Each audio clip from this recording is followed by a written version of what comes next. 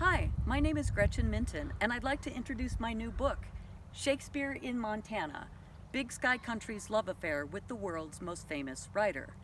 This book tells the story of how people in Montana have been fascinated by the words and works of Shakespeare, starting with the mountain men up through mining camps, pioneers, women's reading groups, the educational system, and today through the continued popularity of Montana's Shakespeare in the Parks. I'd like to read you a short excerpt of a chapter I have on cowboys. Granville Stewart was a cattleman who was willing to travel many miles to procure works of Shakespeare. When he was in fact working with some other cowpunchers in eastern Montana, he decided it would be best to provide them with some reading material. One contemporary account explains what happens when this event ensued. The way those cowboys would tackle those books was a caution. They would come into camp and pick up a book, and the cook would holler, "Grub pile," till he was red in the face, and he could never get all those fellows to come at the same time. Just as soon as a fellow would drop a book, some other galoot would grab it. The cook called me aside one day and told me he was going to quit, as the boys thought more of Granville's books than they did of his grub. It would never do to lose a good cook at that time in the game, and I told him not to say anything, and I would see that they would cause him no more trouble. It was the next day that we arrived at the Yellowstone, so I gathered up the books and threw them into the river, thus starting the first circulating library ever known in Montana. Moving from Stewart's idea of a circulating library to the destruction of books circulating in the Yellowstone River is clever, but this anecdote also attests to cowboy hunger for reading materials. First and foremost, Shakespeare. When he first wrote of the life of a cowboy in the 1920s, Philip Ashton Rollins asserted that it was not unusual to see ranch hands sitting around absolutely silent, listening to someone reading Shakespeare aloud to them.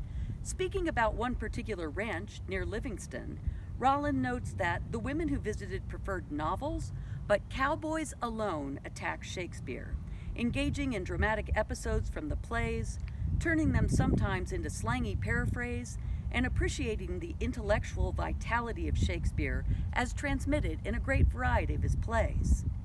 Rollins memorably described a top writer who came face to face with the play Julius Caesar and its dogs of war speech and exclaimed, "Gosh, that fellow Shakespeare could sure spill the real stuff. He's the only poet I ever read what was fed on raw meat." This oft-quoted anecdote is popular because it evokes the purportedly unlikely combination between poetry and rough cattlemen. Yet the more such a story is touted as unlikely, the more it becomes clear that this sort of paradox is exactly what fed fantasies of the learned cowboy in westerns yet to come. The potential rowdiness of cowboys informs a newspaper account of their attendance at a performance of Othello in Livingston in 1886. Ominously, about 40 cowboys just in from the roundup marched in single file and took seats at the front of the house. They sat there quietly until Othello kissed Desdemona, at which point the bronco riders set up a groan that sounded much like a horse afflicted with distemper.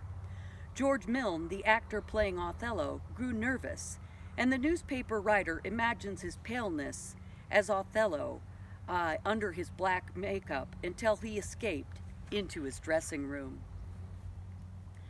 From Owen Wister's The Virginian to Rollins to these rowdy spectators, the cowboys asserted their right not only to know Shakespeare, but to make him in their own image.